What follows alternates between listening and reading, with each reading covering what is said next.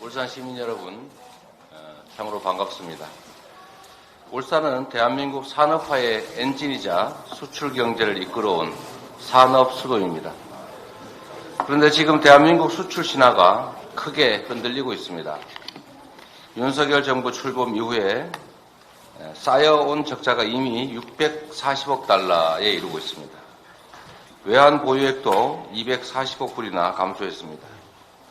이런 추세라면 올해 내에 윤석열 정부 누적 적자가 1,000억 불을 초과할 수도 있습니다.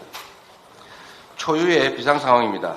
하지만 정부는 인디언 기우제 지내기 식으로 잘 되겠지, 시장에 맡겨야지 이렇게 얘기하고 있습니다.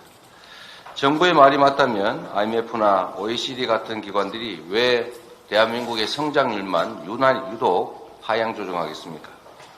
손바닥으로 하늘을 가리는 일입니다. 아무런 대책 없이 감나무 밑에서 감 떨어지기만을 기다릴 수는 없습니다.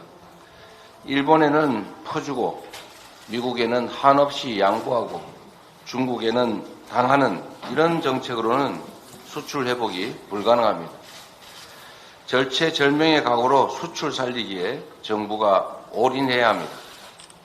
오직 대한민국의 국익을 중심에 두고 통상 전략을 원점에서 전면 재검토해야 합니다. 정부가 굴욕 외교에 대한 국민의 비판에 귀를 막고 있습니다. 정부 여당의 부인에도 불구하고 온갖 의혹들이 쏟아져 나오고 있습니다.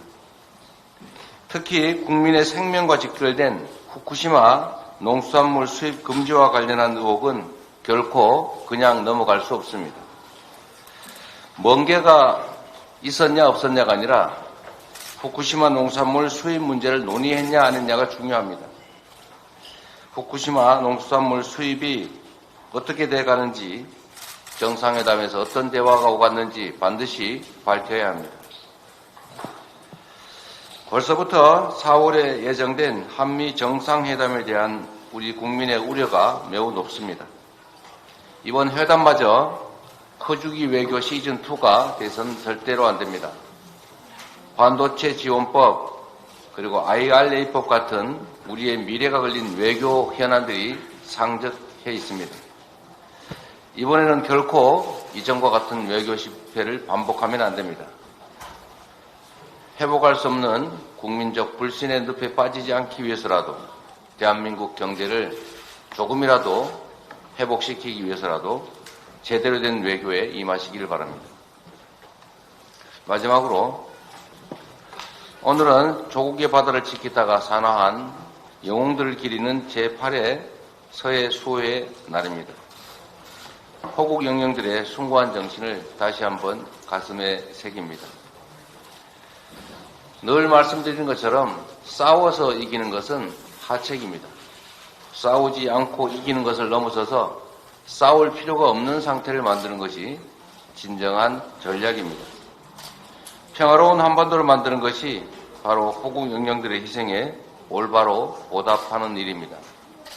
강대강의 군사적 긴장 고조를 이대로 방치해서는 안 됩니다. 북한은 추가 도발을 포기하고 정부는 평화해법 마련에 진력해야 합니다. 이상입니다.